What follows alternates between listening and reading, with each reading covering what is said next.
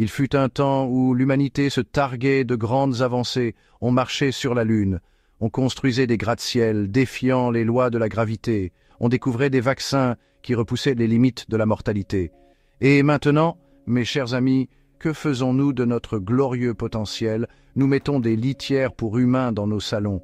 Ouais, vous avez bien lu pour là où autrefois trônait une table basse élégante ou une bibliothèque pleine de classiques littéraires, repose désormais une boîte remplie de sable hygiénique conçue pour accueillir ce que l'espèce humaine a de plus noble, ses besoins physiologiques. Pour ceux qui n'ont pas encore eu la chance de contempler cette aberration moderne, voici le principe. Des entreprises visionnaires ont décidé qu'aller aux toilettes, cette activité pourtant civilisée et privée, était un vestige archaïque. Pourquoi s'isoler dans une salle d'eau quand vous pouvez uriner ou déféquer directement au milieu de votre salon? La litière pour humains est commercialisée comme une solution pratique et inclusive. On la présente comme un outil révolutionnaire pour ceux qui, apparemment, trouvent les toilettes trop contraignantes. Elle est promue auprès des adeptes des extrêmes, et même de ceux qui veulent se libérer des normes oppressantes de la plomberie moderne. Le design est souvent présenté comme chic et discret. Bien qu'il soit difficile de qualifier de discret un bac de plastique géant, rempli de granules absorbants, trônant fièrement au milieu de la pièce. Certaines versions sont même connectées, elles analysent vos déjections pour vous donner des conseils santé directement sur votre smartphone. Parce que, apparemment, nous avons tous rêvé de recevoir des notifications du type « L'apparition de ces litières marque un tournant, une humanité qui abandonne la verticalité pour retourner à ses instincts les plus basiques. » L'idée même de dignité semble être remisée au placard, aux côtés de nos anciennes ambitions collectives. Les conversations de salon ne tournent plus autour des dernières avancées scientifiques ou des grands enjeux sociétaux, mais de la marque de sable hygiénique la plus absorbante. Et ne croyez pas que ce phénomène soit réservé à quelques excentriques marginaux. Les influenceurs s'en emparent. Sur TikTok, des vidéos tutoriels montrent comment personnaliser sa litière avec des LED, des plantes artificielles pour une touche nature ou même des stickers kawaii. Vous pensiez qu'on avait touché le fond avec les photos de pieds sur Instagram. Voici venir la glorification des excréments en plein cœur de nos foyers.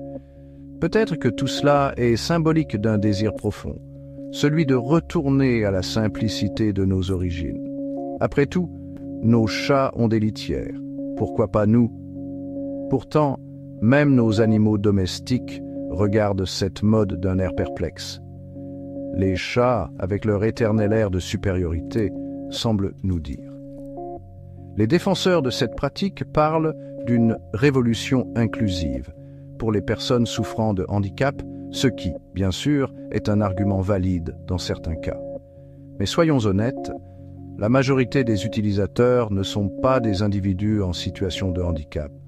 Ce sont des gens en quête d'un style de vie hors des normes, des gens qui trouvent qu'avoir une salle de bain est trop mainstream. La litière pour humains n'est pas qu'un objet, elle est un symptôme de notre déclin collectif.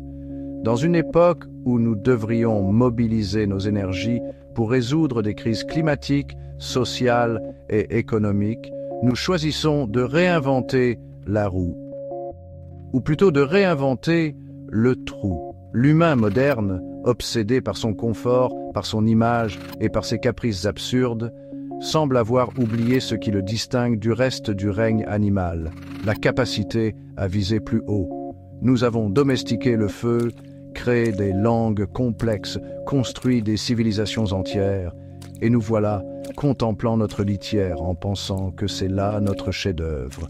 Il est tentant de rire de cette absurdité, mais le rire s'accompagne d'un malaise. La litière pour humains est-elle une mode passagère ou le premier signe d'un renoncement plus profond? Une chose est sûre, si l'histoire nous juge un jour, elle ne retiendra peut-être pas nos prouesses technologiques, nos chefs-d'œuvre artistiques ou nos actes de bravoure, Elle se souviendra peut-être simplement de cette époque étrange où l'humanité, dans son infinie sagesse, a décidé qu'un salon avec une litière était le summum du progrès. Et vous, cher lecteur, qu'en pensez-vous? Allez-vous succomber à cette révolution? Ou résisterez-vous, dignité intacte, à l'appel du bac à sable? Laissez vos commentaires et surtout, ne vous asseyez pas trop vite sur cette idée. On n'est jamais à l'abri d'un grain.